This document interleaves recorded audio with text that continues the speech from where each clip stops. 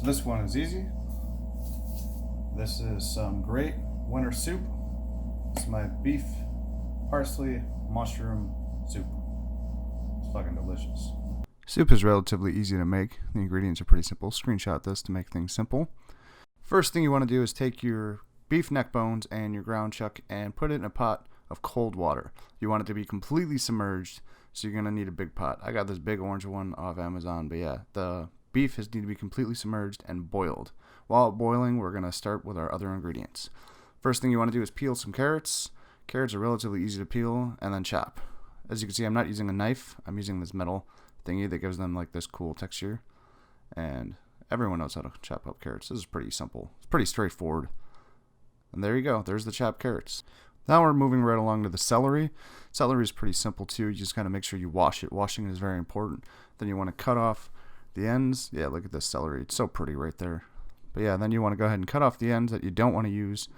Like this big white part right here, just cut that right off. And then you want to begin chopping. Chopping celery is also simple. I keep mine really thin because it makes it smaller over time, kind of translucent, and you lose that crunch. And then you just want to take it through your cutting board hole and just kind of put that right in the bowl. Just like that. Yeah, see, isn't that nice? That's so nice. That looks ridiculous. I sound like an idiot, but this shot looks so cool with my new camera. You want to put it in the bowl with the carrots. Just make everything easier. We're going to move right along to the mushrooms. We're going to start with the blanc mushrooms or the white mushrooms. And you don't want to cut them too small. You want to kind of just leave these big chunks. Like, as you can see, I keep eating the mushrooms because I'm a monster. But yeah, cut these chunks up pretty good. The word chunks is not appealing. And then we're going to move on to the portobello.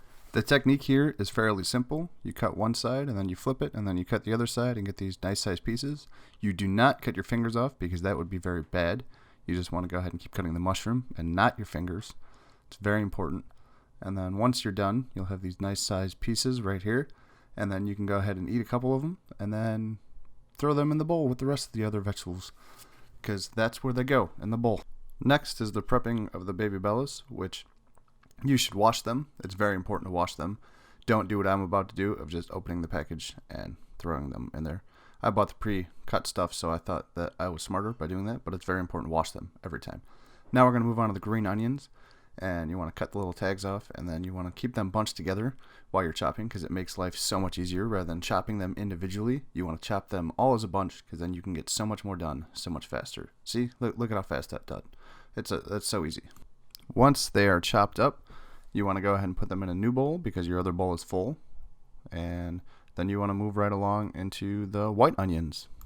And these are relatively simple as well. You just cut them into big chunks and throw them in your food processor because I am lazy and I would rather not chop them up myself. And if you don't have a food processor, I covered this in the last video, go ahead and buy one.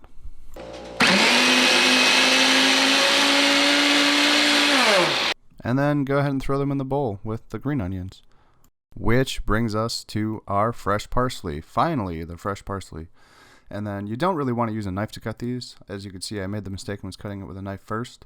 But what you want to do is go ahead and rip the leaves off it in a very barbaric fashion. Then you want to take it and throw it in your food processor because you're lazy. Now you have chopped parsley for your bowl to add with the green onions and the white onions. At this point, your meat should be boiled. So what you want to do is go ahead and pick out all the bones and all the rough stuff out of there. And you're going to chop that meat up into little tiny pieces, little bite-sized pieces. And you want to scrape the inside of the bones just like this with a nice sharp knife. And you might want to use tongs because it's boiling hot. And that means it's really hot. And then once it's all chopped up and into smaller bite-sized pieces, you can go ahead and dump them right back into the soup. And you want to discard all the bones in the proper places so that animals don't dig them out of your garbage. And now we're going to go ahead and add our veggie broth to the party, which is an entire container of veggie broth. I don't remember exactly how many ounces, but it's the big square containers.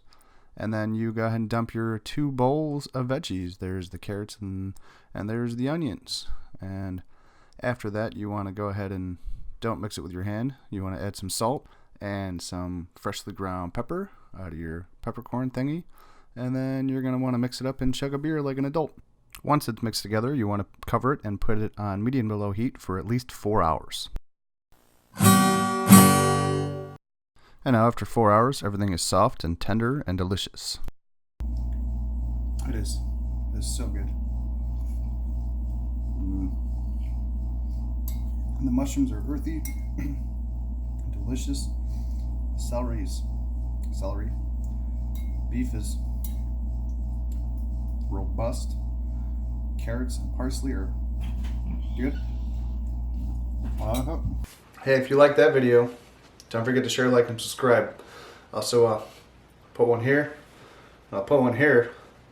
Watch our past videos, and hit this one right here for subscribe to us. Cheers.